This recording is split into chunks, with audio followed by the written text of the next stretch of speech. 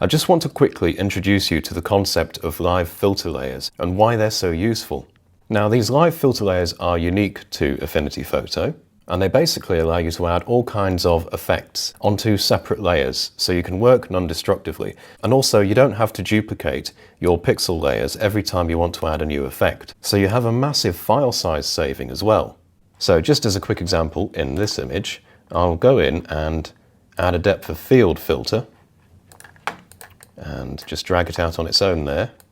I'll change the mode to tilt shift, check preserve alpha, and all I want to do is achieve a miniature model effect.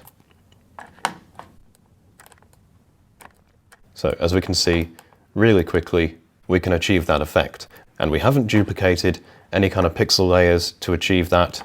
We can uncheck it and there it is without the effect. If we want to reorder the effect and drop it below all of these, we can. We'll notice a very slight color shift. So you can also experiment with the order of all these effects, because how they're ordered will affect the way they interact with each other, and you have that flexibility to move them around at any time. Again, with a different image, I can go straight in and add a high pass filter, which is typically used for sharpening or frequency separation.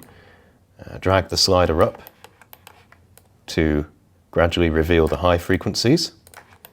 Then I can set the blend mode to linear light, and I have a dynamic sharpening effect right here. So I can reduce the radius to tone down the sharpening, increase the radius, and on top of that,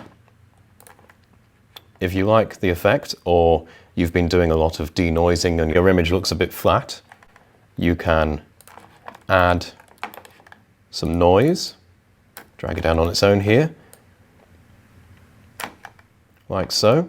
And again, we can experiment with the order. If we add the noise before the high pass, we'll effectively be sharpening the noise as well, which is, to be honest, not what we want. So we can add this noise filter after the high pass. So there's just a couple of examples of how you might use live filters. If you have any questions or queries, please do ask on the official Affinity forums. Thank you for watching.